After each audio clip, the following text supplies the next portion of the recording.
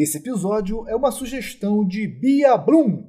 My fellow citizens, at this hour, American and coalition forces are in the early stages of military operations to disarm Iraq, to free its people, and to defend the world from grave danger. Uma nação ressentida após um covarde atentado terrorista passa a ver a violência como forma de justiça. O presidente dos Estados Unidos e seu imponente discurso motivam todo o Ocidente contra um inimigo em comum. Bombas são lançadas e soldados vão à guerra em um território desértico e perigoso.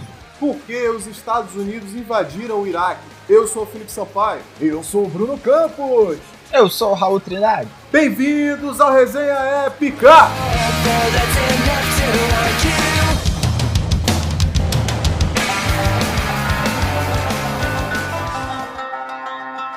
O conceito de guerra ao terror foi um conceito criado pelos Estados Unidos, né? Foi uma campanha política-militar que foi instaurada pelo governo de George Walker Bush logo depois do atentado às Torres Gêmeas e ao Pentágono, que a gente falou aqui no último episódio, né? Então ele criou toda essa nova ideia de guerra ao terror, inicialmente com um objetivo bem específico, né? de uma forma de retaliação, uma forma de combate, uma forma de, vamos colocar assim, de vingança, né, a todos os envolvidos no atentado de 11 de setembro e também aos países, né, que dessem abrigo a esses terroristas.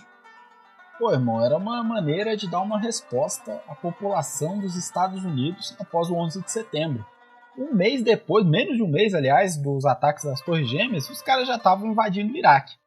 Era aquele lance. Enquanto os cidadãos estavam lá reconstruindo o que havia sido destruído, pagando os impostos, os soldados, né, o exército, estavam lá botando as botas, né, no chão, o boots on the ground, lá no Afeganistão para lutar contra o terrorismo. Inclusive tem um discurso muito interessante, porque o George W. Bush, nesse momento, ele tem uma ascendência política muito grande. Né? Os Estados Unidos, os americanos, passaram por um trauma muito grande, um atentado terrorista, covarde, com dezenas de milhares de mortes, e o presidente Bush ele começa a aparecer na televisão inflamando a população, né? Inicialmente com um discurso um pouco mais de luto, né? Vamos nos unir em oração aqui pelos bombeiros, pelos policiais que deram a sua vida para salvar os outros, e depois você começa a observar, depois isso num contexto de dias, né? Como o Raul falou, isso foi bem rápido, mas você vê o discurso dele se modificando um pouco. E aí tem um discurso interessantíssimo que foi televisionado, que ele tá nos escombros lá da queda das Torres Gêmeas, tá? Ele tá até com aquele chapéu de equipamento de proteção individual, né? Que os engenheiros usam, ele tá meio que abraçado com outro camarada também, todo equipado, e ele tá com um megafone. E aí ele tá falando, não sei o que é uma tragédia, não sei o que. De repente um cara na multidão, na plateia ali, que tava em volta, fala: eu não estou te ouvindo. Não sei se o megafone tava abaixo ou se o cara só tava querendo provocar. E aí o presidente, ele para o que ele tava falando e ele fala: mas eu tô ouvindo você.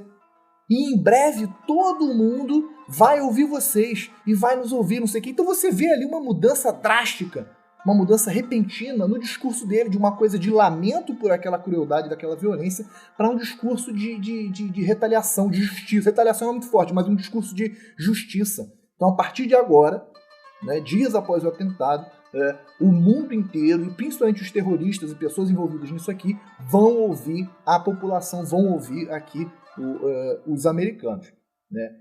Mas esse pessoal que foi responsável pelo ataque das Torres Gêmeas foi um grupo de sauditas, né, como a gente já falou no último episódio, um grupo de sauditas com o apoio de alguns poucos representantes de outros países, mas todos eles muçulmanos, obviamente extremistas, né, e não tem ligação nenhuma com o Iraque. Isso a gente pode falar com propriedade hoje, mas na época não se sabia. O americano médio, para começar, ele não conseguia ver muito bem a distinção entre esses povos árabes, e hoje em dia é até uma piada, né, que o americano não sabe nada de geografia e tal, mas a verdade é que, venhamos convenhamos, o trabalhador médio não só dos Estados Unidos, mas até aqui também, não via essa diferença, principalmente nessa época, entendeu? Era uma realidade muito distante. A gente está falando no começo do século, a gente está falando na virada ali, 2001 que aconteceu, entendeu? Com uma internet muito diferente da de hoje, né? Um mundo bem menos conectado, vamos dizer assim. Então, quando acontece isso, obviamente, o governo se sente ali obrigado a trazer uma resposta, trazer uma justiça, né, póstuma para esse pessoal que morreu no atentado e tal, e existe a invasão do Afeganistão, porque supostamente eles estavam abrigando a Al-Qaeda, que é o grupo responsável, né, que assumiu a autoria desses atentados. Se o pessoal estiver ouvindo aí estiver um pouco perdido, escuta nosso último episódio. Eu acho que é a primeira vez que a gente faz isso, né? A gente faz uma sequência. Esse episódio, ele é literalmente uma sequência do episódio anterior. Eles dois se complementam, beleza? Lá a gente explica como foram os atentados das Torres Gêmeas, então a gente não vai se aprofundar aqui. Mas por que eu estou falando disso? Eu estou falando que a pergunta desse episódio é justamente por que o Iraque? Qual é a ligação? Nesse momento, a população via a ligação entre o Iraque e esses grupos terroristas islâmicos, né? Eu acho que a gente pode voltar um pouquinho e falar, a gente não precisa se aprofundar tanto, mas a gente pode perceber que, como a maioria dos problemas globais, esse aqui, ele se inicia justamente com colonização, né? O Iraque de hoje, ele já foi uma parte do Império Otomano, tá? Resumindo bem aqui, quando o Império Otomano acabou, ele foi fragmentado em vários territórios diferentes, um desses é o Iraque, tá? E é um dos territórios, um dos países que foi administrado por um império, nesse caso o Império Britânico, como muitos outros foram administrados por ele também.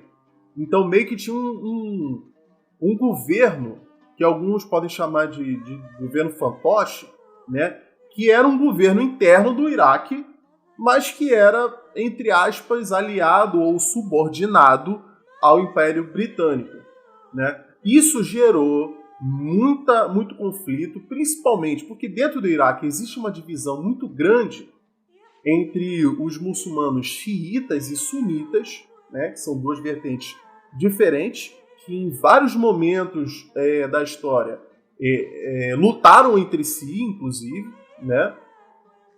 E então isso aí, lá nesse país a gente teve guerra civil, a gente teve derrubada de governo, a gente teve golpe de Estado, né? E nesse momento, em 2001 ali, né, nesse início aí, o Iraque estava no governo de um cara muito polêmico e que durante os anos 90 e 2000 ele foi pintado talvez como o maior vilão real, né, daquela atualidade, daquele momento. A gente via muito em filmes, em séries, até em desenhos. Ele é um personagem recorrente do South Park, por exemplo, que é o Saddam Hussein. O açougueiro de Bagdá. Exatamente. O Saddam Hussein, que era ditador do Iraque, né? E que ele foi responsável ali, entre aspas, né? A gente pode falar que ele foi responsável pela guerra contra o Irã, pela tensão no Kuwait, que inclusive a gente já falou que gerou a criação da própria Al-Qaeda, né? Que foi essa questão que o Iraque invadiu o Kuwait, né? Porque alegava que aquele era o território do Iraque, para pegar os poços de petróleo, né? Isso fazia...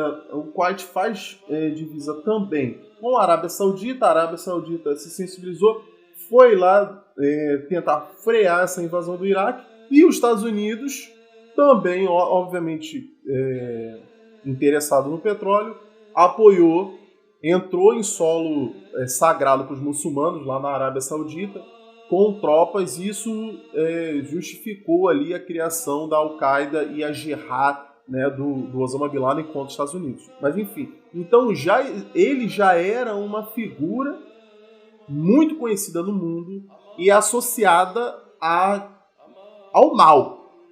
Não tem outra palavra. E até nos discursos do Bush, aí logo após os atentados ali de 11 de setembro, ele coloca o Saddam Hussein como um dos principais líderes do que ele chamava de o eixo do mal, né? Então, por aí, a gente vê a associação que se faz do Iraque com esses atentados terroristas. Os Estados Unidos saíram muito envergonhados lá da Guerra do Vietnã, né? Em 1975. Então, havia ali um receio muito grande de iniciar um novo Vietnã ali no Afeganistão, no Iraque, né? Esses países do Oriente Médio. Mas, após o 11 de setembro, houve uma mudança de mentalidade na própria sociedade norte-americana, né? O Congresso queria invadir o Afeganistão, o povo queria, o presidente queria. Em 2003, quando se invade o Iraque, esse ímpeto, né, belicoso, essa vontade de fazer guerra, era muito forte. Aquela vergonha do Vietnã foi superada de alguma forma, né? E o pessoal queria invadir mesmo, queria a guerra, queria mostrar o poder dos Estados Unidos nessa guerra. E eu queria ressaltar um ponto aqui que eu achei muito interessante, ele não é tão relevante, mas eu acho que ele é importante ser mencionado, que logo após o atentado, e com toda essa movimentação, essa intenção do presidente de agora vamos sentar o cacete de todo mundo, né, falando em rede aberta que ia sentar o cacete de todo mundo, ele de certa forma precisava de um apoio político na figura do Congresso dos Estados Unidos. Tá? E é aí que entra uma votação que aconteceu em 14 de setembro. Né? Então, vejam bem, 14 de setembro, 3 dias depois do atentado. Então ele reúne o Congresso, né, e posteriormente o Senado também, com a intenção de que eles votassem se eles eram a favor da autorização, tá, abre aspas, da autorização para o uso de força militar, fecha aspas. Então isso aqui era um documento, era um decreto que autorizava os Estados Unidos a utilizar a força, utilizar o seu poderio militar na luta à guerra ao terror, que foi o conceito criado aqui que a gente mostrou. Tá? E existe uma diferença institucional de declaração de guerra formal e guerra ao terror. A declaração de guerra formal é um país entrando em guerra contra o outro. Precisa da aprovação do Congresso.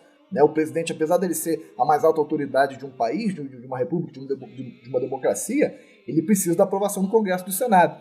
E nesse caso aqui, apesar dele não precisar, que na verdade era um conceito todo muito novo, a guerra ao terror, ele gostaria de ter esse apoio. E aí o que eu achei muito interessante, ele gostaria de ter esse apoio. Em 14 de setembro, ele convoca o Congresso e foram 421 votantes, tá? 421 congressistas votantes para essa autorização da força militar. 420 votos foram a favor. Apenas uma pessoa, tá? Que é uma mulher que eu faço questão de falar o nome dela aqui, que foi a congressista Barbara Lee, foi a única que votou contra. Né? E no documentário que a gente já citou no último episódio, que também é muito relevante para o episódio aqui de hoje, que é o Turning Point, o ponto de virada, né, da Netflix, ótimo, tem 5 episódios, fala sobre o atentado e suas consequências. Ela fala, ela é entrevistada, a Barbara Lee, e ela fala, cara, nesse momento da história dos Estados Unidos, quando a gente precisava que o nosso líder tivesse se comportasse como pessoa fria e calculista e não agir à base do ódio. Tá? Enfim, isso é só o que ela expressou nesse momento, não estou aqui opinando se ela está certo ou correto, eu só queria ressaltar para o fato de que foram 420 votos a favor e apenas um contra. Tá? E no Senado foi mais unânime, foi unânime, eu ia falar mais unânime ainda, mas acho que não existe isso, porque na verdade foram 20 votos a favor. Então realmente o povo, né, porque essa galera representa o povo americano, o povo estava determinado. Queremos uma resposta, queremos a justiça. Tá? E no meio dessa polarização que a gente vive hoje, republicanos e democratas de acordo com isso, a invasão. Exatamente. Hatfields e McCoys. Exatamente.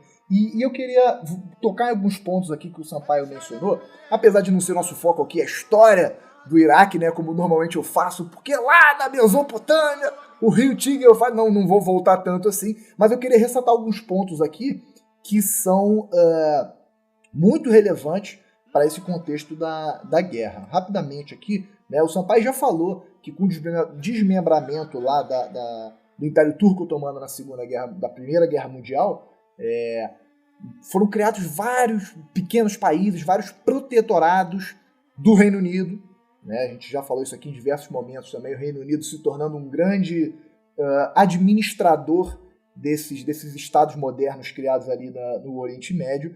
E uma coisa que é muito importante é que eles criaram, né, no país Iraque, criado a partir daquele momento ali, era uma monarquia sunita. Ou seja, tinha um rei sunita em uma região do Oriente Médio que era predominantemente xiita. Né? A gente já falou isso aqui diversas vezes, essas duas vertentes, subdivisões lá da religião islâmica. E isso, porra, é óbvio, já é de início um problema. Já é um problema para um Estado recém-criado. Né? Um outro ponto é que a população, que já estava insatisfeita com essa divisão religiosa equivocada, né, ainda estava ressentida com o Reino Unido, né, ao longo das décadas de 20 e 30, porque o Reino Unido estava atuando, principalmente na parte norte do país, né, que é a atual Mossul, extraindo petróleo. Tá? E eles se sentiam muito injustiçados com a partilha do território. Né? O que eles queriam que fosse, na verdade, o país Iraque compreendia várias outras regiões de fronteira. Né? E aí nascem diversas vertentes paramilitares e políticas para tentar estabelecer um novo governo. Tá? Isso aqui é importante porque é aí que entra a figura do Saddam Hussein. Tá? Durante a Segunda Guerra Mundial, você tem grupos que tem uma vertente mais fascista, querem se aproximar do eixo lá, Alemanha, Japão e Itália. Você tem uma galera mais voltada para o socialismo da União Soviética, né, que são as ideologias distantes, as ideologias, digamos, contrárias ao Ocidente capitalista. Você tinha uma galera ali se movimentando para tentar tirar aquele governo que foi criado pelo Reino Unido. Né? E aí, o que é importante aqui? Justamente por que eu estou falando isso? Porque esses grupos paramilitares, eles eventualmente derrubam a monarquia lá em 1958. E aí eles instauram uma república comandada por líderes militares. Aqui que surge, líderes militares. Aqui que surge a figura de Hassan Hussein, que eu ia falar? De Saddam Hussein. Inverti a primeira letra do nome dele aqui. Né? Surge a figura de Saddam Hussein. Porque qualquer um que jogar hoje no Google o nome dele, vai ver uma foto dele fardado.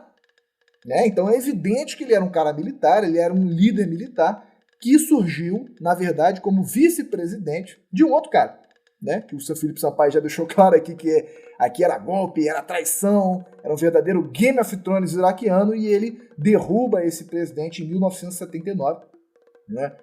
E se torna o presidente. Era tio dele, se eu não me engano. O parentesco deles eu não sei. Eu sei que o nome do cara era Ahmed Hassan al-Bakir, né?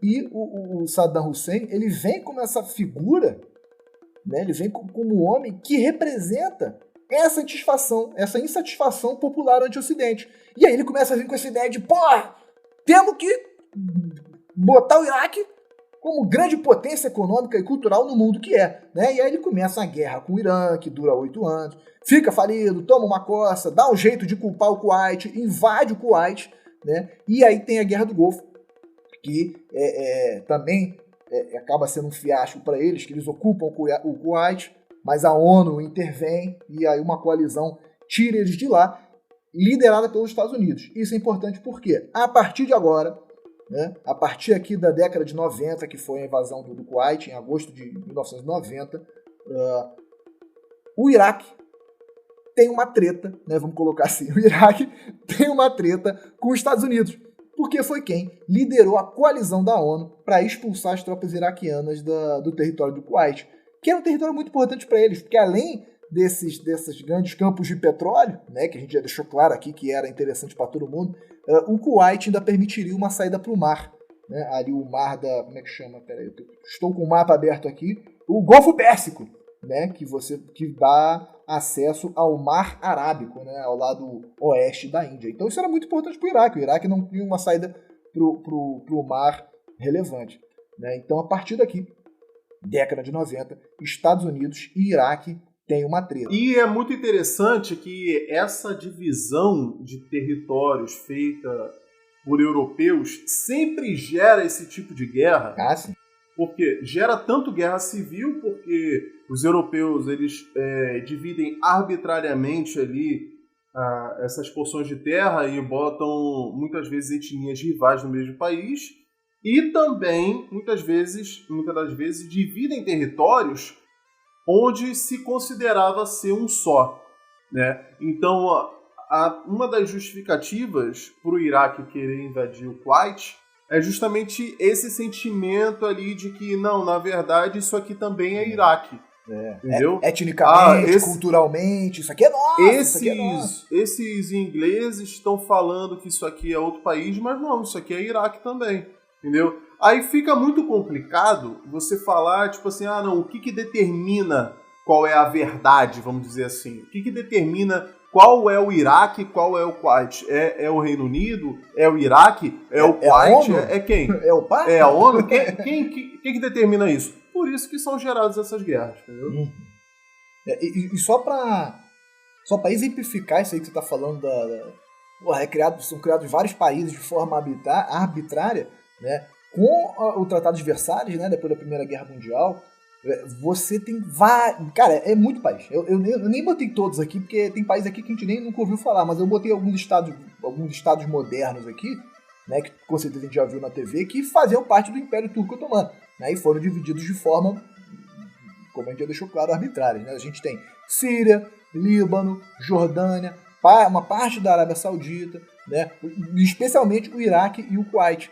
Né? E vários outros, tá? Eu só peguei esses aqui, por quê? Porque esses aqui direto estão na mídia, rolando algum problema. Por quem nunca ouviu falar de problema de guerra na Síria? Quem nunca ouviu falar de problema no Líbano? Quem nunca ouviu falar de problema na Jordânia? Iraque, Kuwait? Então, tipo assim, eu peguei esses países pra gente ver que, a partir da separação de um império que já existia, você cria arbitrariamente países e olha só que coisa curiosa, olha só que coisa inesperada. Todos eles passaram por, a maioria deles passou por guerras civis, né, por grupos paramilitares, por grupos fundamentalistas que queriam impor a sua religião como forma de governo também. Né? Então, isso só para mostrar o quanto... mostrar, como é que eu vou dizer assim, a mesma realidade pela qual todos esses países passaram a partir da sua criação. Né? No final do século... da década de 1910 ali, 1918 foi quando foi desmembrado o Império Turco-Otomano.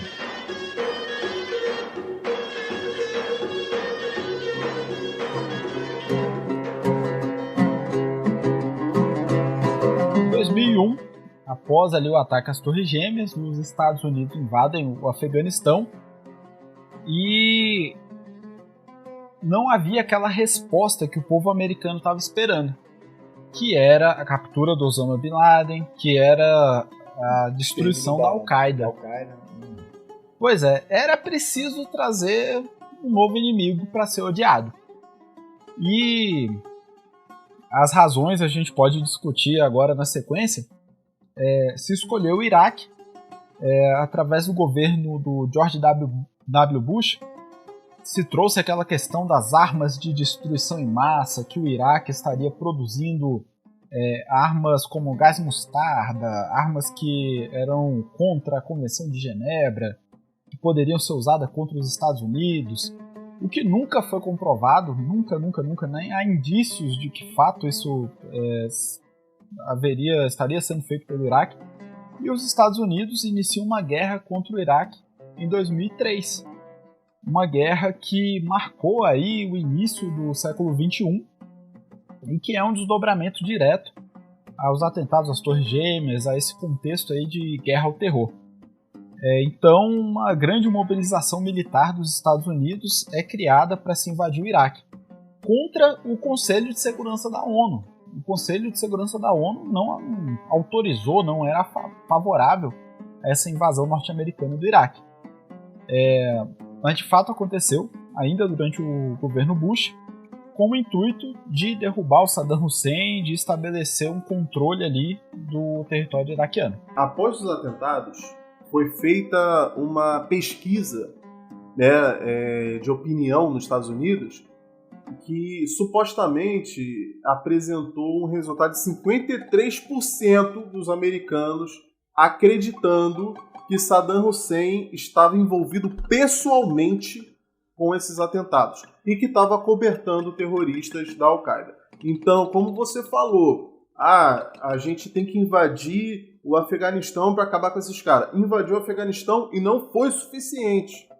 A resposta não foi suficiente. O que eles conseguiram foi o quê? Eles capturaram um monte de pessoas, levaram para uma prisão em Guantánamo, que é, rapidinho aqui, se a gente for resumir, Guantánamo é o quê? Quando existia uma trégua, vamos dizer assim, nas tensões entre Cuba e Estados Unidos, né?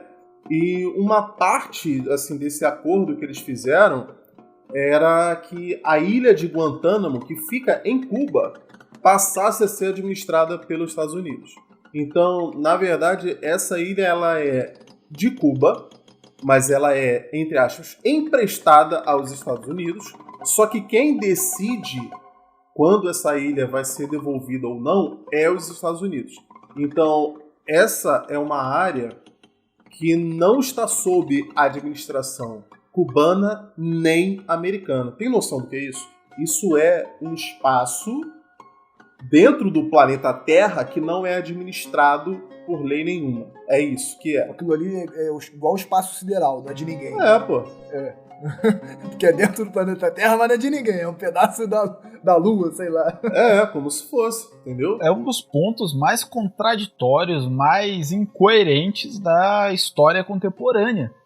Cuba, um território sancionado pelos Estados Unidos desde de meados do século XX, tem um território onde existe uma prisão, uma base militar norte-americana, em que eles fazem o que querem lá dentro, escândalos, né, do que foi feito nessa prisão contra esses terroristas aí do mundo árabe, né, dessa guerra ao terror. Não, e tem imagens, cara, tem vídeos e fotos, você vê que era a entre aspas, prisão, que eles botaram esses primeiros capturados aí, suspeitos, né, era uma cerca de arame sem telhado, onde os caras ficavam amarrados ali com as mãos para trás e os tornozelos amarrados, com vendas, com abafadores nos ouvidos, ou seja, privação total de sensorial, né? O cara ajoelhado na pedra ali e no tempo, entendeu? Pô, isso é tortura, mano. Isso, assim, pegou mal pra caramba na opinião pública, assim, mundial. Lá dentro não podia chamar eles nem de preso, né? Eram detentos. Porque uma vez que chamasse eles de presos, eles estariam submetidos às leis dos direitos humanos. Ou seja, cara, ia parar de fazer o que estava fazendo. Escândalo, teve um escândalo porque os Estados Unidos, e principalmente os agentes da CIA, começaram a falar, não, essa questão aí da Convenção de Genebra tá antiquada e não se aplica a isso aqui, não. Tem noção do que é isso, cara? Os caras não queriam dar o direito mínimo ali do ser humano para esses caras, entendeu? Mas enfim, isso não foi suficiente, cara. Isso não resolveu nada do problema. Então eles precisavam apontar outro cara. Mas eu vou trazer mais para frente aqui um questionamento que eu acho que tem outros motivos que são maiores e mais plausíveis para eles invadirem o Iraque. Mas a gente pode seguir nessa linha de raciocínio nesse momento agora. Então, eles começaram a pegar uns caras e levar para Guantánamo, mas assim, que não tinha prova nenhuma que eles eram terroristas, entendeu? Eles chegavam, pra ter noção, eles começaram a mandar vários papéis, jogar assim de avião, assim, lá no Afeganistão, vários papéis dizendo que você vai receber uma recompensa gigantesca se você entregar alguém da Al-Qaeda. Então um monte de criador de ovelha foi entregue, meu irmão. Tem noção? Estilo caça às bruxas. Os caras aleatório. Virou caça às bruxas. Se você não falar quem é, eu vou te levar. A pessoa apontava rapidinho pra qualquer um. Né? Então aí os caras começaram a procurar. Aí viu, tem um ditador aqui. Entendeu? Esse cara aqui, é encrenqueiro, já arrumou guerra. Ele já tinha usado armas biológicas, entendeu? Lá na guerra do Irã e tal, usou gás mostarda e os caralho. Aí os caras falam, esse aqui é o bode expiatório perfeito. Esse cara, a gente vai falar que ele tá apoiando a Al-Qaeda, tá? Então, aí foi como o Raul falou, mesmo a ONU mandou um representante pra lá, se não me engano foi até um suíço, sei lá, não sei, mandou pra lá e o cara falou, olha, o governo iraquiano tá sendo totalmente cooperativo, tá me mostrando tudo, a gente não tá achando nenhum indício, mesmo assim, os Estados Unidos mandou lá os 150 mil soldados, né, em 19 de março de 2003, lá pro Iraque. Queria ressaltar um ponto aqui, para os ouvintes estarem nos entendendo na mesma língua. O conceito de arma de destruição em massa, ele não é necessariamente a bomba atômica que a gente tanto fala também aqui no Resenha Rap, né, que aconteceu lá na Segunda Guerra Mundial, que foi atacado no Japão. Não é necessariamente uma bomba nuclear, né? A arma de destruição em massa, ela pode ser uma arma química, tá? Que pega fogo, por exemplo, né? Um bombardeiro com uma bomba que pega fogo. Você pode ser uma arma biológica, né? Uma espécie de doença, de contaminação. Então, assim, você tem várias. Você tem o gás mostarda, que a gente já falou aqui, que o Iraque utilizou na guerra contra o Irã e na guerra de invasão ao Kuwait, né? E você tem, por outro lado, as armas nucleares. Aí sim são as bombas atômicas. E eu queria ressaltar um ponto aqui que eu achei muito interessante, porque você mencionou aí esse suíço, né, esse representante suíço que foi no Iraque para dar uma verificada. Mas tem um ponto aqui, cara, que eu achei ele bem polêmico. Por quê? Depois que o Iraque saiu lá do Kuwait, saiu não, né, foi expulso do Kuwait, né, ou seja, depois da Guerra do Golfo, que a gente mencionou aqui, a ONU, ela criou uma comissão especial, tá, chamada UNSCOM, né, a sigla em inglês aí, não vou falar o que significa não, mas escrevendo é UNSCOM, tá, é uma comissão especial de fiscalização, tá, e ela fiscalizava o quê? Arsenais de guerra, especificamente do Iraque. Ela foi criada aqui em 91, bem logo depois do fim da guerra, né. Essa comissão, ela é, no mínimo, controversa, tá, porque as autoridades iraquianas alegavam que esses inspetores da ONU que vinham exacerbavam os valores de unidades de armas, onde eram 3 ogivas ali de bomba de gás mostarda, sei lá, eles colocavam 10, então eles aumentavam os valores, né? E principalmente eles alegavam que esses inspetores, apesar de serem da ONU, não necessariamente vinculados diretamente ao governo dos Estados Unidos, estariam espionando para os Estados Unidos. E isso aqui é importante porque posteriormente foi comprovado que de fato estavam. Alguns agentes da ONU estavam realmente fazendo espionagem militar e industrial para os Estados Unidos, né? Ao passo que a comissão, essa comissão da ONU ia lá, alegava que os iraquianos não estavam cooperando. No início estavam, como você mencionou aí, esse suíço, mas depois eles começaram a não levar a sério a inspeção, né? Porque tinham alguns objetivos, metas de desativação de armas. Que o país se militarizou para essas guerras e depois as armas ficam armazenadas ali. Então você tem que, não sei se desminar seria a palavra correta, mas você tem que desativar. Desminar não, desativar as bombas que ainda estão operacionais, que ainda estão nos galpões militares. Então a ONU tinha algumas metas. De tanto tempo eu quero porcentagem, eu quero estatísticas de armas desativadas. E os inspetores falavam, os iraquianos não estão levando isso muito a sério não. A gente vem aqui, eles ficam enrolando, né, ficam fingindo, não mostram as bombas pra gente e tal. Até que, fruto dessa tensão entre os inspetores e as autoridades militares do Iraque, em 1998, ou seja, 7 anos depois do início dessa criação dessa comissão aí, o Saddam Hussein, né, ditador, ele suspende definitivamente a colaboração com a ONU. Então, na verdade, o que a gente está falando aqui, que em 2003 eles começam a falar de armas de destruição em massa, muitas armas no Iraque, tem arma pra caralho no Iraque, a gente tem que invadir o Iraque. Mas, na verdade, desde 98, já tinha essa pulga atrás da orelha com o Iraque, né? Então a gente já tinha uma pulga atrás da orelha de questões diplomáticas dos Estados Unidos e o Iraque desde lá da treta do Golfo, e agora a gente tem uma pulga atrás da orelha que, esses caras estão escondendo alguma coisa da gente, tá? Porque em 98 eles pararam de informar, né? Pararam de emitir relatórios, não recebem mais os inspetores, né? E 5 anos depois aqui, isso seria uma desculpa perfeita, ou talvez uma justificativa perfeita. Ainda não estou julgando, ainda não estou expondo a minha opinião, mas seria uma justificativa perfeita para, além da invasão do Afeganistão, que a gente falou no último episódio, eles também invadirem o Iraque, né, e remover esse novo vilão aí, esse novo Coringa do Batman que era pro mundo, né? O Saddam Hussein era o Coringa do Ocidente nesse momento. É legal você pegar esse ícone assim da cultura pop, né? Porque antes ali do início dos anos 2000, nos filmes, história em quadrinho, o inimigo norte-americano sempre era soviético, era russo. Caraca, início ali, isso é muito maluco. Pois é. Com o início ali, a guerra ao terror passou a ser o árabe, né? Passou a ser o contexto ali árabe. E um exemplo muito legal disso é o Homem de Ferro. Porque nos quadrinhos, o inimigo é soviético. Mas no filme ali do início dos anos 2000, o inimigo é árabe, cara. Então a gente percebe também o contexto cultural aí, né? Dessa questão de quem é o inimigo norte-americano. Isso influencia até nas doutrinas militares americanas. Né? Deixa eu só fazer uma inserção aqui, que claro. Eu julgo de extrema importância, cara, tem que ser falado aqui. No South Park, o Saddam Hussein é a esposa do diabo.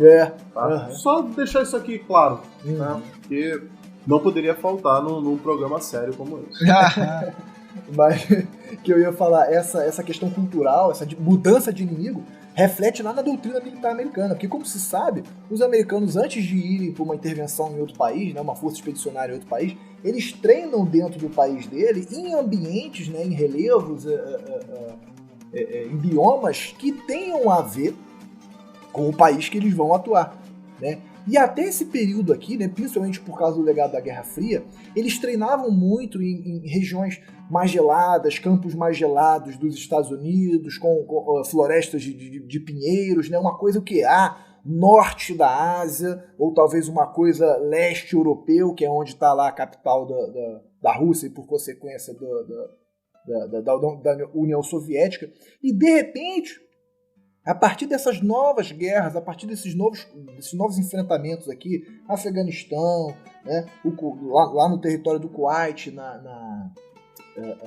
contexto da Guerra do Golfo, e aqui a Guerra do Iraque também, que a gente está mencionando, você observa que os treinamentos militares, isso tem bastante filme, então não estou falando, porque eu sei tudo sobre militar, não. Se vocês verem o filme Sniper Americano, vocês vão ver que antes deles viajarem lá para o Iraque, eles vão numa região mais desértica dos Estados Unidos, com as tropas, né? Com um cenário, essa é a palavra, com um cenário construído como se fosse uma região árabe, muçulmana, mais islâmica, assim, do Oriente Médio, né? E eles colocam até atores, eu não lembro se até os atores, se as pessoas ali envolvidas na atividade militar também são militares, eles estão vestidos com trajes bem da região, né? Com aquelas burcas, turbantes, e para o militar realmente ter uma noção do que ele vai enfrentar. É uma espécie de ensaio, né, porque ele vai ver na frente. Enfim, isso aqui só para ressaltar isso aí que o Raul falou, nessa mudança, né? Então, não só na cultura pop, mas também na parte prática do contexto militar. Falando de filme, cara, um filme aí do início dos anos 2000 também, que é muito interessante sobre esse cenário aí, é o filme Soldado Anônimo. Nossa, foi bom. Que é muito bom porque ele é um filme de guerra sem um tiro, mano. Porque ele é justamente sobre o emocional do soldado. E assim, essa ideia de o cara tá ali botando a vida à prova, né? Vendo seus amigos morrerem, né? Longe da família e tal. E nem o próprio soldado sabe dizer por quê. Isso é uma questão muito importante, entendeu? E começaram muitos protestos, inclusive nos Estados Unidos, contra essa invasão, justamente por isso. Porque foi passando o tempo, não se via nenhuma arma de destruição em massa, ninguém achava nada, e muita gente morrendo. E chegou um ponto que os americanos falaram assim, cara, por que, mano? Por que a gente tá fazendo isso? Por que nossos filhos estão morrendo lá? A gente falou no último episódio que o atentado de 11 de setembro, que supostamente teria sido o estopim para isso tudo, morreram 2.900 e poucas pessoas, né? Quase 3.000. E morreu mais do que isso de soldado americano no Iraque, pô. Sim. sem os caras acharem nada, pô. Então, assim, foi ficando... essa própria invasão do Iraque, ela acabou se tornando muito polêmica até no próprio solo americano. Eu queria fazer um paralelo histórico com isso aí que você está falando com a Segunda Guerra Mundial, né?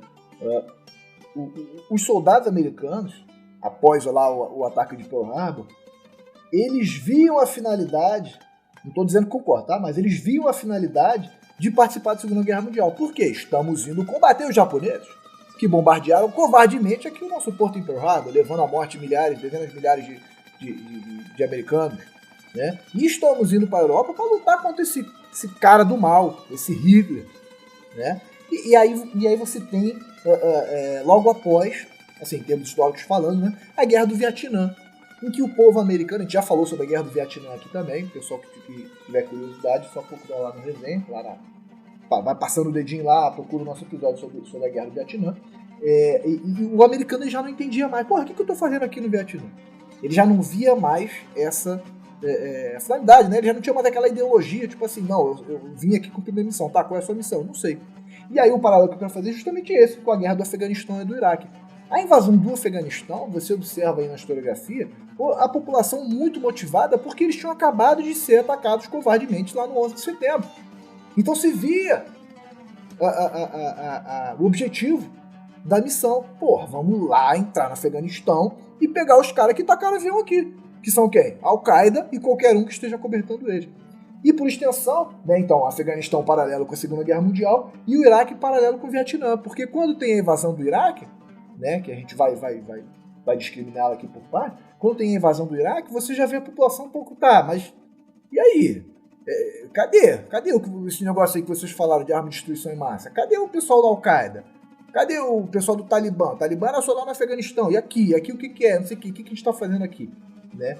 Mas como que a política, e principalmente a figura do presidente Bush, conseguiu justamente convencer a população. Ele já tinha convencido para a invasão do Afeganistão, como a gente mostrou aqui. E como ele fez para convencer a população e todo o Ocidente, na verdade, de que a guerra do Iraque era justificada. Com essa narrativa de armas de destruição em massa. Então reparem bem aqui, nesses discursos do presidente Bush. Tá? Primeiro deles, discurso sobre o Estado da União, 29 de janeiro de 2002. Estados como esses e seus aliados terroristas, está falando evidentemente do Iraque, né, constituem um eixo do mal. Olha aí a expressão que o Sampaio já tinha falado. Eixo do mal. Né, armando-se para ameaçar a paz do mundo. Ao buscar essas armas, né, armas de destruição em massa, esses regimes representam uma grave e crescente ameaça. Discurso na Assembleia Geral da ONU, 12 de setembro de 2002. O Iraque continua a abrigar e ajudar grupos terroristas, incluindo organizações que visam os Estados Unidos. O regime iraquiano acumula as armas mais mortais da Terra. Discurso sobre o Estado da União, 28 de janeiro de 2003. O governo britânico soube que Saddam Hussein buscou recentemente quantidades significativas de urânio na África. Né? Ou seja, ele está falando aqui da inteligência dele, achando informações concretas, informações reais, de que estavam indo atrás de armas de destruição em massa, armas nucleares. Né? Nossas forças descobriram que o Iraque tem 500 toneladas de agente de gás sarin, mostarda e sei lá, um gás com outro nome aqui que não vou falar não. Produtos químicos para fabricar armas biológicas. E por fim, mas não menos importante, discurso à nação, tá? Então ele falou isso aqui em rede nacional, 17 de março de 2003. Inteligência recolhida por este e outros governos não deixam dúvidas de que o regime do Iraque possui armas de destruição em massa e escondeu materiais para produzir mais dessas armas. Saddam Hussein tem usado armas de destruição em massa contra os vizinhos do Iraque e contra o próprio povo. Cara, vocês observam a frequência, é por isso que eu citei as datas aqui, vocês observam a frequência com que esse cara ia pra mídia, não só ele, tá? Eu vou citar outros aqui, ia pra mídia para martelar na cabeça do mundo, né? Porque todo mundo estava vendo isso, não só os americanos, que o cara tinha arma de destruição em massa. Então ele precisou convencer, né, diferente da invasão do Afeganistão, ele precisou convencer aqui a galera, ó, a gente tem um motivo concreto para invadir o Iraque, né? Tem aqui ministro Colin Powell, tá? Que foi o secretário dos Estados Unidos. Esse aqui eu deixei de falar por último, porque o dele eu acho que é mais absurdo ainda. Né? Isso aqui foi na véspera da invasão ao Iraque. Esse ministro, que era secretário dos Estados Unidos, ou seja, um alto cargo ali alinhado ao governo de George Bush, cara, ele fala coisas... Eu não vou ler na íntegra não, porque ele é muito grande, mas se vocês pesquisarem, vocês vão ver. Ele fala coisas que passam uma segurança tão grande em termos militares. Ele fala que, por exemplo, os nossos espiões lá no Iraque descobriram que estão importando um certo disco de um minério qualquer. Não é alumínio não, vou falar do alumínio só para a gente entender. Estão comprando discos de alumínio que claramente serão para construir um acelerador de partículas. Ele fala isso, vocês podem pesquisar. Ele não usa o termo acelerador de partículas, mas ele fala é uma centrífuga para criar armas de destruição em máxima. De destruição em máxima, ou seja, entende-se um acelerador de partículas. Ele fala que ele sabe, ele fala isso. Ele fala que ele sabe até onde estão escondidas, tem um galpão lá, né? Tipo assim, te dou até coordenada se você quiser, de onde estão armas de destruição em massa. Então, assim, eu tô falando muito isso para reforçar que, cara, talvez tenha tido uma manipulação muito forte da população para convencer ele de que a invasão do Iraque era pertinente, era justificada. A gente precisa tirar esse cara do poder, né? Tanto que quando eles vão efetivamente consolidar a invasão, né, o presidente Bush faz um pronunciamento na TV informando que o objetivo deles, um dos objetivos dele, é retirar o Saddam Hussein do poder. Esse cara no poder representa o mal e representa uma ameaça para os Estados Unidos.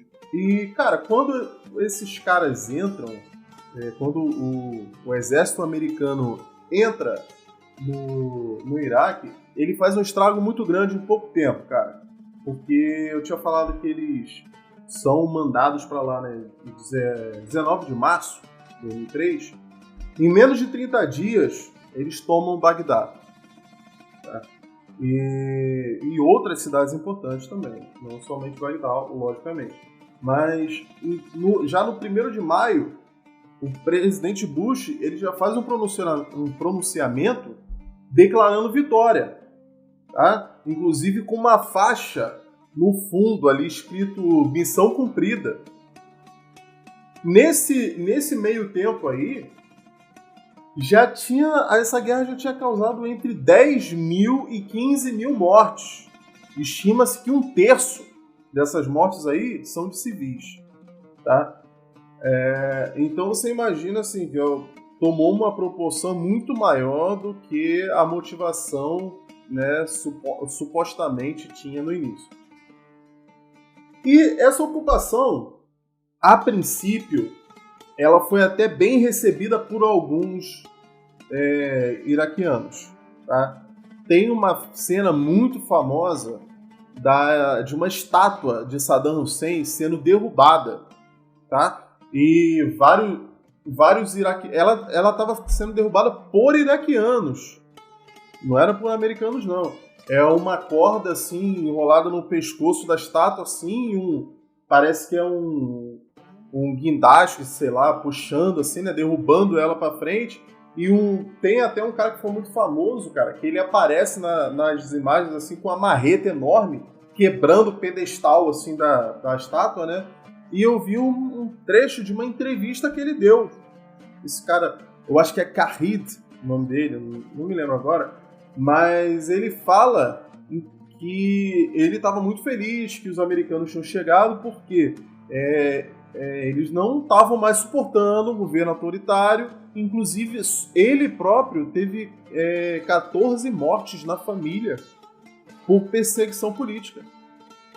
Então, assim, ninguém aqui, acredito eu, está defendendo que era um governo legítimo, que ele era um bom governante, nada disso, né? Também não vamos confundir as coisas. Ninguém está falando que os Estados Unidos é bonzinho, mas a gente também não está falando que, mais uma vez, como eu sempre falo, ninguém é bonzinho na história. Né? Ninguém é bonzinho. Não, o Saddam Hussein ele foi responsável por um grande extermínio de uma etnia chamada curda, né, que era boa parte da população lá do Iraque. Sim. Pra ressaltar que ele não é bonzinho, não. Não é bonzinho, não. O cara era ditador mesmo. Cara. Ditador. Mas, enfim, a princípio é bem recebido. Só que, mais uma vez, o que acontece? Existe um governo elencado ali pelos Estados Unidos. Eles botam na chefia do país um xiita. Então, aí o sunita já ficou assim, não, peraí. Porque eles que estavam sendo favorecidos no início, porque o Saddam Hussein era sunita. Agora, muda de figura, entendeu? Então, agora os xiitas estão no poder. E pior, os americanos, eles mandam embora todos os militares e funcionários públicos que eram do partido do Saddam Hussein. Porque quando a gente fala assim, a gente infelizmente, cara, influenciado pelos Estados Unidos, a gente tende a achar, se a gente não pesquisar e estudar e procurar se informar, a gente tende a achar que todos esses países do Oriente Médio, da Ásia, da África, são tudo um bando de bárbaros, um bando de animais. Porque assim, falar, não, é um ditador que tomou o poder e tal, aí parece que é o quê? Chegou um cara armado, como se fosse uma facção, né? Chegou os caras armados lá e tomou o poder. Mas não, Saddam Hussein era político desde os 20 anos de idade, ele era afiliado a partido político. Então, assim, foi um golpe de Estado sim, mas existia uma organização política na parada, entendeu? Existiam membros do partido, existia toda uma classe de funcionários públicos ali que eram beneficiados por esse governo e, obviamente, os militares também eram beneficiados por esse governo. Afinal de contas, entre aspas, ali era um governo militar, né? Um general que deu o golpe, né? Mas, enfim, isso aí começa a gerar uma tensão muito grande. Então, essa imagem de o americano salvador, libertador do iraquiano, dura pouquíssimo. Pouquíssimo. Eu queria ressaltar esse ponto aí, que você falou da dissolução do exército iraquiano. Cara, isso aqui é importante pra cacete. Eu queria tocar nesse ponto aqui, que isso aqui é muito importante. Logo depois que as tropas americanas tomaram Bagdá, né, Bagdá é a capital do Iraque, né, portanto era o objetivo final ali, né, para você derrubar o poder. O Saddam Hussein não foi capturado nesse dia aqui, 9 de abril, que foi quando as tropas entraram, porque ele conseguiu fugir junto com alguns líderes militares. Mas o que aconteceu foi que alguns dias em seguida, né, você teve um caos político no Iraque, né, por causa dessa questão de vácuo de poder, né? E o que maximizou esse problema foi isso aí que o Felipe Sampaio falou, a dissolução do exército, né? A partir desse momento aqui, os Estados Unidos acabou com o exército iraquiano, não existe mais a instituição exército iraquiano e, pior, todas as pessoas que estavam envolvidas, ou seja, todos os militares, desde do soldado raso ali, do recruta, do cara acabado de incorporar, até as altas graduações militares, os comandantes, os generais, eles estavam impossibilitados, estavam proibidos de exercer cargos públicos. Tá? E isso gera um nível maior de ressentimento, né, desses iraquianos que boa parte, como o Felipe Sampaio falou, estavam até apoiando, né, essa derrubada da ditadura do Saddam Hussein. Mas quantas pessoas não eram parentes de militares? Quantas pessoas não tinham um vínculo de alguma forma com esses militares? Né, os militares, querendo ou não, é uma profissão. Né, o cara trabalha com isso, ele é um soldado. Então as pessoas se viram muito injustiçadas. Tá? E é justamente por conta desse vácuo de poder e esse empobrecimento da população, né, por não poderem trabalhar logo em seguida, muitos ex-militares, isso é importante pra cacete, muitos desses ex-militares ingressaram nos grupos que estavam disputando poder, grupos esses que eram grupos paramilitares, grupos fundamentalistas, tinha até um grupo lá dos curdos, que eu acabei de mencionar aqui, que tinha sido perseguido pelo Saddam Hussein, agora eles vindo do norte ali do Iraque, região de Mossul, eles também queriam impor a sua vontade, a sua política. Então esses militares começam a se associar e vão especialmente para um grupo aqui, que a gente já citou, chamado Al-Qaeda, que afinal não foi exterminada. E pior, né, vão para outro grupo que foi criado em 2014, Mossul. Esse grupo era uma ramificação, era uma extensão da Al-Qaeda que ficou conhecido como Estado Islâmico. Tá? Então, na verdade, você vê muitos ex-militares que se veem injustiçados, que, assim, os americanos vieram, derrubaram a ditadura, né, em tese representaram a liberdade e a democracia, como diz as palavras do presidente Bush, né, na ida dos militares para o Iraque. O Bush ele fala, nós vamos libertar o Iraque e defender o mundo desse mal. Né? Então as pessoas que estavam apoiando a ocupação do exército americano inicialmente tiveram, realmente, estamos vendo a liberdade logo ali. E logo em seguida, essas mesmas pessoas começam a buscar nos grupos paramilitares e fundamentalistas, na verdade, a nova solução, porque houve um vácuo de poder. E um ponto interessante também é que as tropas americanas que inicialmente estavam fazendo uma operação militar, como o Felipe Sampaio falou, teve uma derrubada rápida do poder ali. A operação militar ela foi muito rápida. Vinda pelo sul ali, os porta-aviões americanos entraram pelo Kuwait, né, estabeleceram uma base ali, criaram 2 frentes militares para conquistar Bagdá, mas enfim, isso não vem ao caso, é a parte militar. Mas o fato é que esses mesmos militares começaram a se estressar, vamos colocar assim, começaram a ter um desgaste para, na verdade, exercer missões de garantia da lei e da ordem. Porque começou a população estava passando fome, começou a saquear a loja, né, começou a roubar coisas. Então, na verdade, um exército que estava ali para tirar o ditador local, ele se vê fazendo trabalho de polícia e oprimindo, né? Porque querendo ou não a polícia ela vai oprimir, né? De alguma forma, oprimindo aquela mesma população que ela veio libertar, né? Ou seja, e fora o desgaste entre as tropas mesmo. Eu li um livro chamado Bagdá Alvorecer, do autor Peter Mansur, que conta justamente o passo a passo. Ele é um livro muito voltado mais para a parte militar, então ele é até um pouco desgastante, assim, ficar falando o nome de todos os coronéis que passaram por lá, todas as estratégias militares, quantidade de carro blindado, soldado, arma, fuzil. Então ele é bem voltado para a parte militar, não é tanto histórico, mas aí você vê justamente isso. A ocupação foi rápida pra cacete e logo em seguida você tem uma população desgastada e desacreditada, como a gente deixou bem claro aqui, desacreditada da sua missão, fazendo trabalho de polícia, né? Isso gera opressão e gera desgaste na população iraquiana, né? Levando aí a números que o Felipe Sampaio já mencionou de baixas, né? Principalmente na população iraquiana e também um grande número, assim, né, se você considerar a disparidade de qualidade entre os 2 exércitos envolvidos, você tem uma quantidade de baixas americanas bem alta também. Mas aí, cara, você falou que o Saddam Hussein não tinha sido capturado ainda. Sim. Fugiu. Em dezembro, 13 de dezembro de 2003, foi iniciada uma operação chamada Red Dawn, tá? Perto de Tikrit, né, que é a cidade natal ali de Saddam Hussein, inclusive. E foi aí que eles conseguiram encontrar ele. Ele estava escondido num buraco subterrâneo, ele estava desarmado, com a aparência toda desgastada. Isso aí é fácil vocês acharem, tem vídeo, não da operação toda em si, mas tem vídeo, muitos vídeos dele após a captura, né, inclusive no julgamento dele, né, que foi muito polêmico também, porque ele foi julgado, né, por esse governo xiita que foi posto lá pelos Estados Unidos, né, e a principal acusação, ele foi julgado por crimes contra a humanidade, mas ele foi acusado principalmente de ordenar a execução de 148 xiitas em Dujail, em 1982. Tá?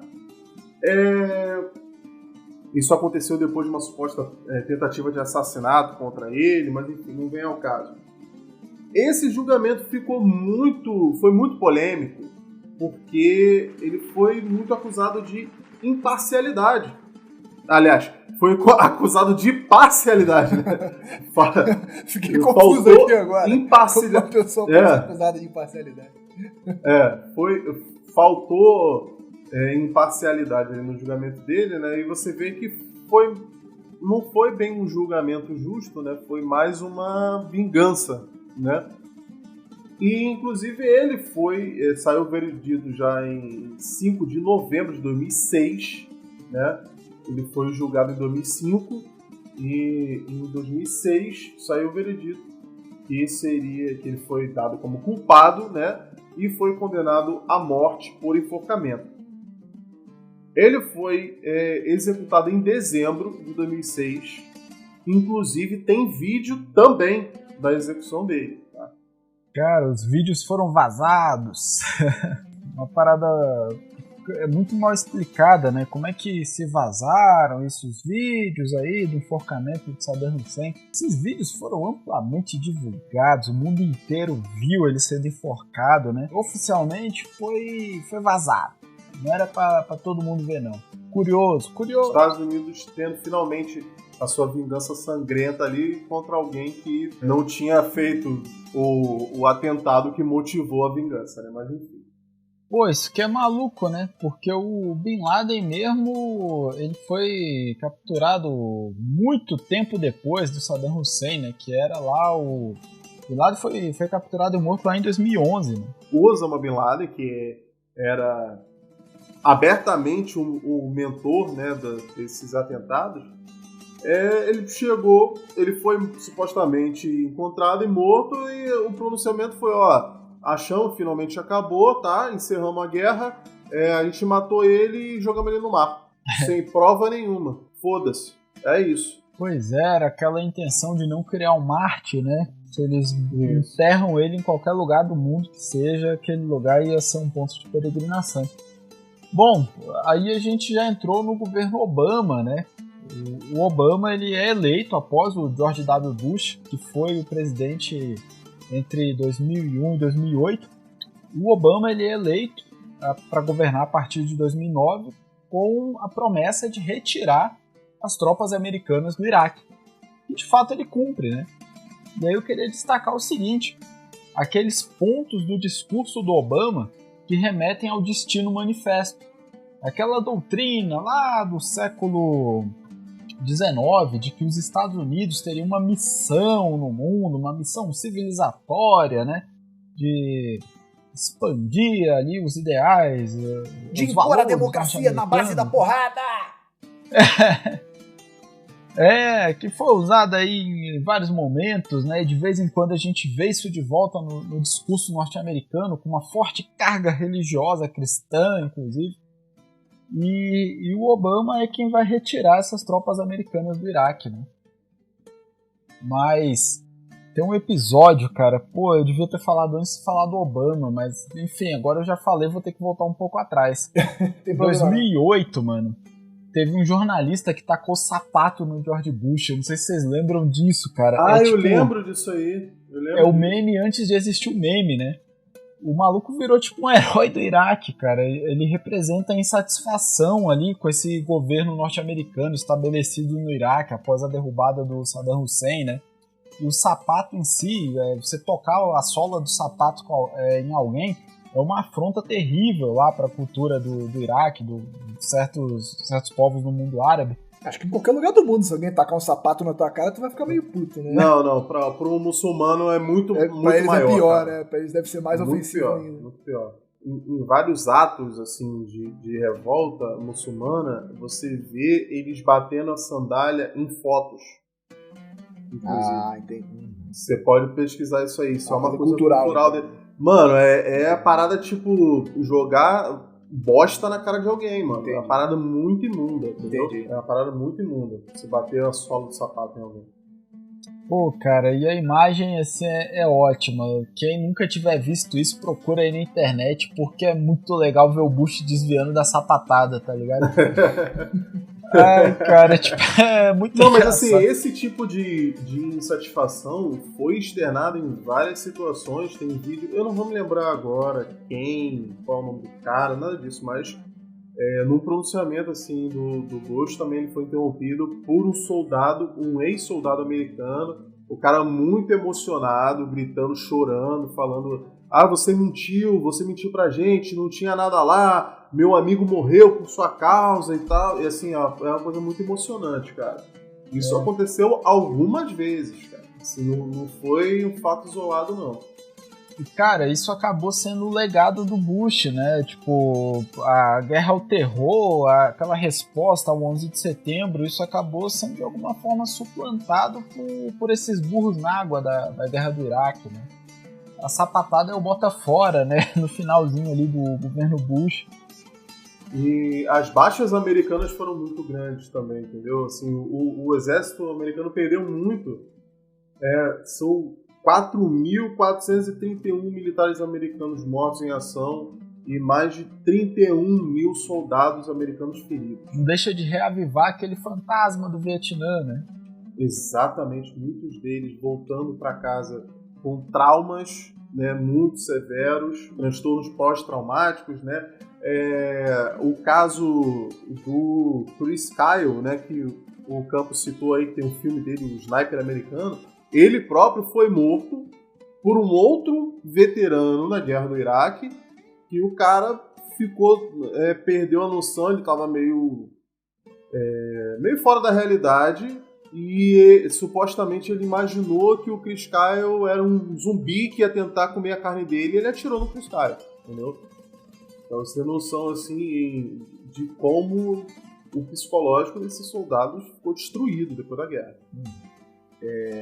Não só a questão das baixas militares também, a gente falou das baixas americanas, mas tinha outras nações envolvidas também. Era uma coalizão liderada pelos Estados Unidos, a gente teve aproximadamente 180 soldados britânicos que morreram lá também, e 140 soldados de outros países. E fora falar as despesas, né? Algumas fontes aqui estimam que o custo da guerra chegou a 1,8 trilhão de dólares. Isso gera mais ainda insatisfação. Porra, o que vocês estão fazendo com todo esse dinheiro? Né? Fora também o lado das baixas iraquianas. Um artigo publicado na revista The Lancet, né, estimou que entre 2003 e 2006 cerca de 60 mil iraquianos morreram, tá, nesse conflito aí, e que boa parte deles, mais de 100 mil, eram civis. Tá? Então realmente a guerra não tem um lado bom. E a gente deixou bem claro aqui, o Felipe Sampaio deixou bem claro que a tomada da capital, né, pelas tropas americanas aconteceu em questão de meses ali, né, questão de praticamente dias ali. A tomada do território foi muito veloz, com a utilização dos blindados americanos lá, o famoso Abraham e tem um outro lá que eu esqueci o nome agora, mas eles fizeram uma verdadeira marcha, né, se deslocando muito rápido, saindo lá do sul, lá do Kuwait até a capital Bagdá. Eles realmente tomaram a capital muito rápido, porém isso não significou uma retirada rápida das tropas, né? Porque, como a gente está deixando claro aqui, a guerra começou em 2003. Mas a retirada das tropas efetivamente lá, consolidada lá e incentivada pelo governo do Obama, ou seja, mudou de presidente, a guerra ainda estava rolando, as tropas só saíram de lá, né? O conflito só foi encerrado no dia 18 de dezembro de 2011. Ou seja, vários anos duraram essa guerra do Iraque, vários anos com a população americana querendo entender por que a tropa não estava lá. Cadê a porcaria da arma de destruição em massa? Cadê a porcaria dos terroristas que vocês tanto falaram que estavam aí?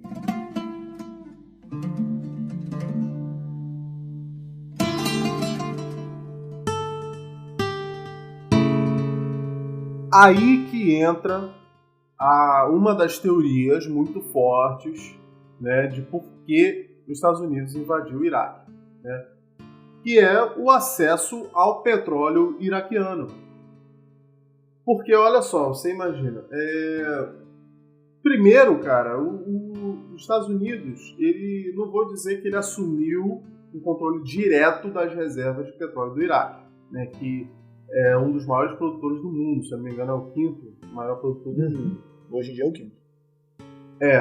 A derrubada do regime, né, depois da derrubada do regime de Saddam Hussein, a ocupação americana coloca o país em uma posição assim, de influência, né, sobre o futuro dessa produção e dessa exportação. Porque se os Estados Unidos colocam um governo ali dentro, ele vai colocar alguém que traga favores para si próprio, né, que seja favorável aos Estados Unidos, né? Então isso aí acaba estreitando negociações, né? Então, assim, é benéfico, por mais que não necessariamente os Estados Unidos chegou lá e falou assim, ó, invadi, agora isso aqui é meu. Mas ele bota alguém lá para tomar conta, né, vamos dizer assim, para administrar esses postos, que é favorável, que vai trazer, que mais tarde ali, né, vai facilitar empresas estrangeiras, principalmente americanas, né, a participarem de leilões, né, e de contratos de exploração de petróleo lá dentro do Iraque. Tá entendendo? Coisa que antes, no regime do Saddam, não seria possível. Né? Então, assim, isso gera muito dinheiro. Cara, ninguém gasta dinheiro à toa. O Bruno comentou aí de mais de 1 trilhão gasto. Cara, teve gente ganhando muito mais. Entendeu? Talvez não seja mais, mas às vezes, assim, você tirar 1 trilhão dos contribuintes para alguém ganhar alguns milhões, cara, tem gente sem escrúpulo suficiente para fazer isso. Tem gente que faz você perder 10 reais para ela ganhar R$1. Tá entendendo? É assim que funciona, infelizmente. O capitalismo é isso aí. Então, tem outras questões também. Tem um potencial estratégico também nesse petróleo iraquiano. Né? Porque ele, como a quinta maior reserva comprovada, né, vamos dizer assim, de petróleo do mundo, né, aquilo vira um ponto de interesse ali no Oriente Médio. Então, os Estados Unidos, controlando aquilo ali indiretamente, ele pode escolher quem vai ser abastecido por esse petróleo. Então, ele, entre aspas, ele poderia, eu tô falando aqui minha opinião, ele poderia enfraquecer um governo contrário. Tá entendendo? Privando eles desse petróleo, ou reduzindo a quantidade de petróleo que eles conseguem pegar. Essa estratégia aí é evidenciada no vínculo comercial que eles têm com a Arábia Saudita desde a década de 40. Eles não são os donos do petróleo da Arábia Saudita, mas tem influência pra cacete no valor do barril do petróleo. Cara, eu acho que isso também representa um ponto de contradição dentro da guerra do Iraque. Porque os choques do petróleo ali da década de 70, em 73 e 79, fizeram os Estados Unidos também buscar por diversificação da produção de petróleo. E aí se investiu muito na questão da produção de petróleo através do xisto betuminoso, cujas principais reservas mundiais estão em território norte-americano. Só que o domínio dessa tecnologia para extrair petróleo desse xisto só ocorreu durante os anos 2000. Então, os Estados Unidos, durante os anos 2000, viveram essa contradição de que eles passam a produzir petróleo, se tornando aí, a partir dos anos 2010, inclusive, exportadores de petróleo. Não mais assim dependentes do petróleo produzido aí fora de território americano, mas produtores, exportadores até de petróleo. Então, isso passa a ser uma contradição até, porque, poxa, por que a gente está lá gastando essa grana toda, defendendo esses interesses, lutando contra o terror, defendendo interesses em relação ao petróleo, e a gente está produzindo petróleo aqui? Então, essa retirada das tropas norte-americanas do Iraque ali, do governo Obama, ela representa também uma parada assim, que não havia mais sentido em controlar essa questão petrolífera econômica ali no Iraque, porque já tinha se mudado toda a estrutura econômica relacionada ao petróleo com essa guerra do Iraque. Então, com a produção norte-americana já não fazia tanto sentido mais estar ali naquele momento. E a gente vê uma situação semelhante com a retirada agora do Afeganistão em 2021 também, né? O mundo em si caminha para deixar os combustíveis fósseis de lado, busca outras fontes alternativas, né? E ao mesmo tempo os Estados Unidos já não dependem, não tem mais essa dependência toda que tiveram no passado do Oriente Médio em relação ao petróleo. Mas eu acho que a questão não é essa, cara. Eu acho que a questão não é tipo assim, vamos dominar esses postos de petróleo porque a gente precisa desse petróleo. Eu acho que a questão é, cara, vamos controlar isso aqui porque a gente vai ter moeda de troca, tá entendendo? A gente vai deixar só quem a gente quer explorar isso aqui e quem a gente não quer que cresça economicamente, a gente vai sabotar. Eu acho que essa é a questão. Dominar o mercado, né? E acaba sendo assim, mais inescrupuloso ainda, na minha opinião. Entendendo? Eles querendo exercer um controle numa coisa que eles nem precisam diretamente. Tem um aspecto aqui que reforça essa opinião do Sampaio aí da questão do petróleo, que é a seguinte, né? Existiam 2 eixos de combate das tropas americanas que saíram dos porta-aviões, né? lá no sul do Iraque. Um desses eixos era o 5º Corpo do Exército Americano. Tá? Ele pegava sentido norte ali pelo deserto e ia para a capital Bagdá, ou seja, o objetivo número 1 dessa expedição era conquistar a capital e derrubar o governo. Né? E no caminho eles ainda tinham que conquistar uma base aérea ali, em Talir, que seria para futuras operações militares.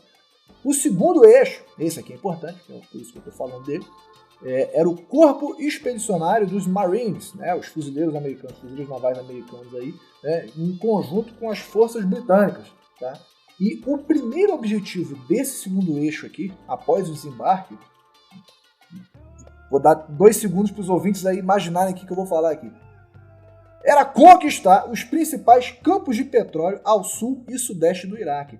Pô, mas Bruno, veja bem, numa guerra, um campo de petróleo, uma refinaria, etc., é um alvo militar também, é um objetivo militar também. Sim, é um esforço de guerra, né? Todas as máquinas dependem do petróleo e seus derivados para se movimentar no campo de batalha, você enfraquece o governo quando você está nos campos de petróleo, mas também você pode considerar que fábricas que utilizam o minério para a produção de derivados de minério, ferro, aço, alumínio, etc, não sei o que, tá? Eu só quero ressaltar o que vocês vão fazer com essa informação é problema de vocês, mas o fato é que o objetivo número 1 desse segundo eixo aqui, que era o Corpo Expedicionário dos Marines, era a captura dos campos de petróleo. Teve até um contingente polonês envolvido. Cara, isso aqui eu achei informação totalmente fora da cartilha, aqui não tem nada a ver, né? Mas tinha, continente polonês envolvido. Tem gente que realmente gosta de guerra, os caras não tinham nada a ver e foram se envolver na guerra do Iraque. E a missão desse contingente também era, inicialmente, impedir a destruição dos campos de petróleo. Né? Destruição por quê? Porque as tropas iraquianas iam se removendo no sentido capital e iam destruindo esses campos de petróleo, essas refinarias, para as tropas americanas não colocarem a mão. O desenrolar da guerra em termos militares, já deixei claro que não é o caso aqui, até porque tem filme pra caralho, a gente já citou um monte aqui, né? Vou deixar só mais uma recomendação, que é o Castelo de Areia, de 2017. Esse filme é muito bom e mostra bastante essa realidade do soldado depois da ocupação do Iraque. Né? Então teve esse conflito inicial aqui, esse caos, troca de tiro, tiro, porrada de bomba, igual o pessoal pode falar, tomaram a capital e depois disso foram vários anos, de 2003 a 2011, do soldado sofrendo lá, né, agonizando sem entender qual era a sua missão. Isso é retratado aí nesse filme Castelo de Areia, tá? Então falei isso tudo aqui só para ressaltar essa questão do petróleo. Quem tiver curiosidade nessa parte militar, recomendo muito o canal Almanac Militar no YouTube. Pô, o cara tem uns vídeos sensacionais aqui sobre o passo a passo desse conflito aqui do Iraque. Vale muito a pena quem tiver interesse. Cara, deixa eu indicar aqui também a série Call of Duty, né? Tem aquele Call of Duty 4, Modern Warfare, que é de 2007. Mano, ele te coloca no meio dessa treta inteira que a gente tá falando aqui. É uma opção imersiva aí pra você pensar nesses conflitos aí do Oriente Médio.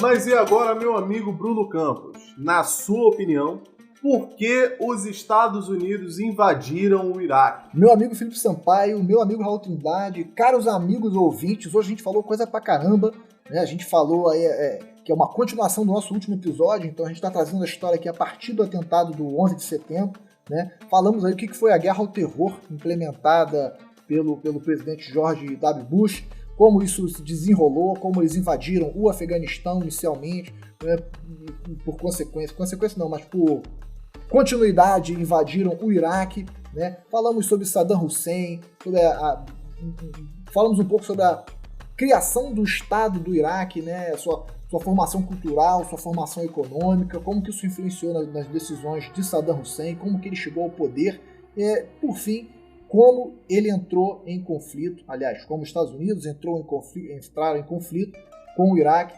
invadiram, né, tiraram Saddam Hussein do poder, guerras civis em busca do poder no Iraque após a tomada dos americanos. E, por fim, aqui, eu queria concluir. Aliás, né, eu vou começar a minha resposta agora, né? Eu fiz um resumo do que foi o episódio, vou começar a minha resposta. Hoje eu tô com uma opinião meio dividida, eu vou confessar pra vocês. Eu acho que tudo na vida a gente pode ter uma opinião formada, uma opinião sólida, né? E tem coisas que a gente pode se dar o luxo de dizer que ainda não tem uma opinião concreta, formada. E aqui eu tô dividido pelo seguinte, né? A gente deixou bem claro o interesse dos Estados Unidos e do Ocidente nas reservas de petróleo aqui da região do Oriente Médio. Isso nunca foi novidade para ninguém. Tá? A gente já falou isso aqui até no conflito atual entre Israel e o grupo terrorista Hamas, e atualmente também contra o Hezbollah do Líbano, né? Uma guerra lá sem fim que está acontecendo. A gente já mostrou como até isso tem a ver com o petróleo. Tá? Como que o Reino Unido se interessa por essa região e, por extensão, os Estados Unidos representando o Ocidente. Tá? Então, não é novidade para ninguém que tem petróleo ali e que todo mundo está interessado. Tá? A gente trouxe vários argumentos aqui que comprovam esse interesse. Né? Mas eu fico dividido pelo seguinte fato que eu falei. A campanha do Bush, a propaganda dele, de que haviam armas de destruição em massa, armas químicas, nucleares, biológicas, dentro do território do Iraque, e que o Iraque poderia utilizar isso contra os Estados Unidos em novos atentados terroristas. Cara, eu não estou dizendo que isso foi verdade, mas a campanha deles foi tão fervorosa que isso me levanta uma dúvida. Cara, será que em algum momento, isso ninguém precisa responder não, só fica na cabeça de cada um, será que em algum momento o presidente, ou o secretário de Estado, ou algum general importante lá dentro do exército americano, será que em algum momento algum deles acreditou de verdade nisso? Porque assim, cara, eu acho que qualquer um consegue ser um bom ator. Vamos colocar o George W. Bush aqui, o presidente. Será que em algum momento ele acreditou naquilo ali? Porque, assim, ele abriu mão, ao afirmar aquilo ali que se comprovou uma mentira, ele abriu mão da sua carreira política. Ele saiu da política, né? Hoje a figura que se tem do Bush, né, ele pode ter feito coisas boas, né? Não estou nem dizendo que fez, mas ele pode ter feito coisas boas ao longo de toda a sua trajetória política até chegar a presidente, mas o legado que ele deixou ele foi o cara que mentiu a população americana. Será que ele queria isso, ou tinha consciência disso? Porque eu aqui li 4 declarações dele. Eu posso afirmar que tem mais de 20 aí da internet, em datas diferentes, em pronunciamentos diferentes, dele afirmando essa questão de arma de destruição em massa. Porra, será que em algum segundo ele acreditava nisso? Será que ele foi enganado? Será que ele foi manipulado? Não sei. É só mais uma teoria da conspiração que eu estou lançando, tá? Então eu tenho uma opinião dividida, né, entre essas duas. Pode ter sido por essa questão do petróleo, pode ter sido que os Estados Unidos, colocando a mão nesses campos de petróleo, nessas reservas de petróleo, tenha justificado todo o valor, entre aspas, investido na guerra, né? Pode ter sido simplesmente ali uma troca, né? Eu vou investir tanto na guerra para conquistar esse território e esse território vai me trazer tanto em lucro, tá? Uma coisa bem capitalista mesmo. Ou, realmente, cara, pode ter sido uma falha de inteligência assim, monumental, né? Tal qual foi lá a Operação Market Garden na Segunda Guerra, por causa de um dado, por causa de uma informação, fizeram todo um planejamento militar gigantesco que deu errado. Será, cara? Cara, é sério mesmo. Eu gostaria de acreditar que isso foi um erro de inteligência e que toda a liderança americana realmente acreditava que tinha armas de destruição em massa ali. Porque acreditar o oposto, que eles manipularam toda a população, isso, sei lá, isso me traz uma sensação tão ruim de que o ser humano é tão ruim a ponto de fazer isso, que eu prefiro tentar acreditar que eles se enganaram, se equivocaram mesmo. Tipo, porra, eu achei que tinha.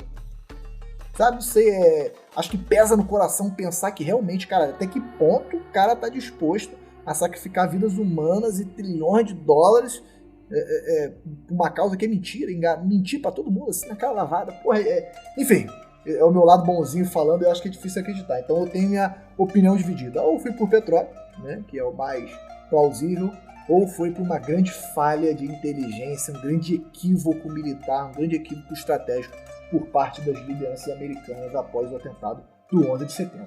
E você, caro amigo Raul Trindade, por que os Estados Unidos invadiram o Iraque? Ah, mano, existem muitos outros fatores que eu poderia comentar aqui, mas é pelo desejo de sangue, cara.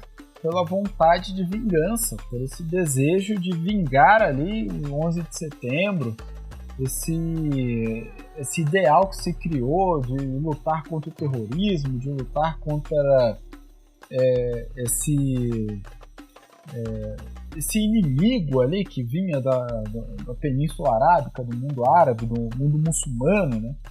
Nós poderíamos levantar aqui questões econômicas relacionadas ao petróleo, questões culturais relacionadas ao mundo islâmico, mas pensar que cada geração dos Estados Unidos luta uma guerra, né?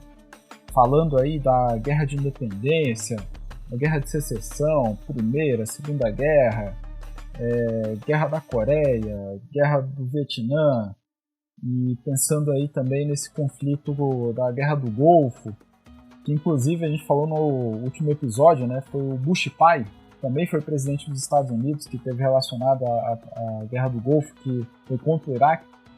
E aí a gente vem essa invasão do Afeganistão e logo depois a guerra contra o Iraque. Também tem toda a indústria bélica norte-americana envolvida, né, nessa situação, mas eu acho que o principal motivo é porque havia na população norte-americana, após o 11 de setembro, esse desejo de vingança, esse desejo de ver a potência militar norte-americana lutando contra os terroristas para dar uma resposta ao 11 de setembro, e é o que o norte-americano comum queria ver depois de chegar do trabalho, sabe? Ligar a TV e ver os soldados ali enfrentando o terrorismo com as suas armas, com seus tanques de guerra, com as suas bombas, né? Era uma resposta necessária aí à população norte-americana. Bom, essa é a minha opinião. E você, Felipe Sampaio, por que você acha que os Estados Unidos invadiram o Iraque?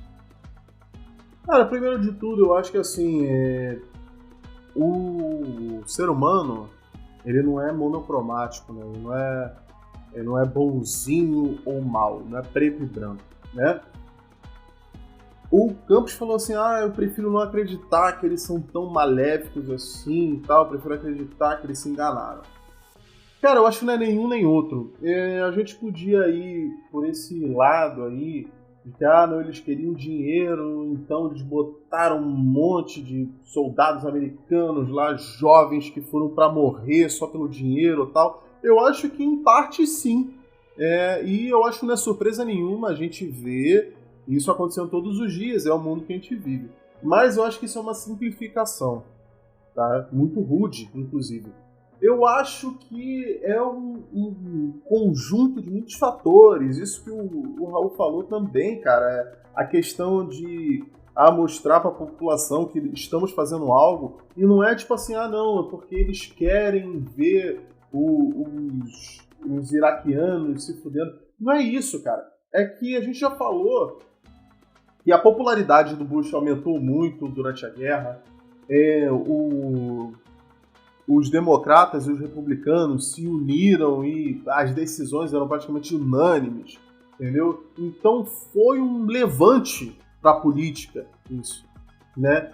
Então, assim, é muito complexo, cara. Então, uma guerra une as pessoas, tá entendendo? Principalmente depois de um evento traumático desse. E tem toda a questão de que a guerra gera lucro, tá entendendo? As grandes... Quem estava fornecendo essas armas e essas munições aí? Será que não eram pessoas extremamente influentes no governo que tinham muito a ganhar com isso? E eu acho que o principal fator é o seguinte, não é só o petróleo, como se fosse pouca coisa. Mas, como eu já tinha falado antes, os Estados Unidos não foi lá e falou assim, não, agora eu vou levar tantos barris, amanhã eu vou levar mais 5 barris. Não é isso, cara. Não é isso. A questão é, cara, eu vou controlar isso aqui. Você quer esse petróleo? Então a gente vai negociar. Mas não é seu, é do Iraque. Não interessa, quem tá mandando aqui sou eu. Olha quantos soldados eu tenho aqui. É isso. É isso. é mostrar poder. É mostrar poder para a União Soviética, ó. É mostrar poder para a Rússia, é mostrar poder para a China, é mostrar poder para todo o Oriente Médio. E mostrar para eles assim, ó, pensem 2 vezes antes de apoiar todos esses grupos terroristas que estão contra a gente. Olha quantos soldados tem aqui. Olha quanto tempo que eu levei para dominar o Iraque.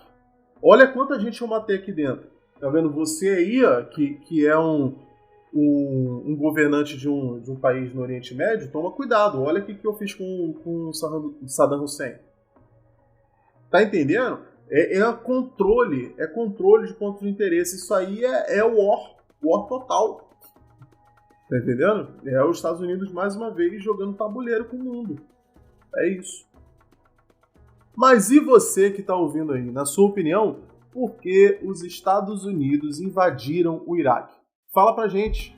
Campos, fala pra eles aí, como é que eles podem falar com a gente? Pessoal, façam igual a Bia Blum e deem sugestão de episódio, né? Como vocês perceberam, esse episódio aqui foi uma sugestão dela, o episódio anterior foi um background, né? Foi um inicial pra gente entrar nesse assunto aqui. Então façam como ela, pode entrar em contato com a gente pelo Instagram, @resenhaépica. E se vocês não seguirem a gente, aproveita para seguir, mas pode mandar mensagem pra gente também no Spotify ou onde vocês seguirem a gente, no Deezer, no YouTube. E chegou aquele momento que a gente lê o feedback deixado aí pelos nossos ouvintes. E hoje a gente tem um ótimo comentário aqui do Luiz Ricardo Mendes, que perguntou o seguinte: Sampaio, gravou dentro do banheiro, foi? Seguiu ali com um kkkk. Te chamou de cagão.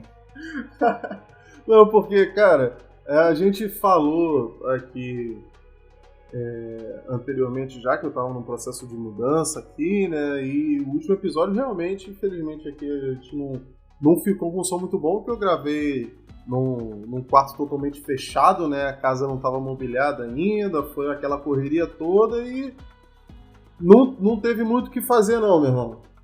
Ficou um eco horrível aqui que não deu pra tirar e realmente parece que eu tava gravando dentro do banheiro mesmo.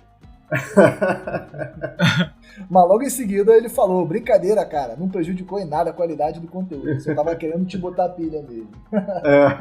Mas olha só, se vocês querem que o Resenha Épica tenha equipamentos cada vez melhores, que tenha mais recursos para fazer um conteúdo cada vez mais profissional, a gente não quer dinheiro não. E a gente nem vai pedir doação, nem estamos tentando vender nada para vocês. O que vocês vão fazer, eu vou dizer para vocês vão lá no Spotify das 5 estrelas e compartilha com seus amigos, entendeu? Porque isso aí vai ajudar muito a gente. Pessoal, por hoje a gente vai ficando por aqui. Um grande abraço e até o próximo episódio. Abraço, até a próxima. Valeu.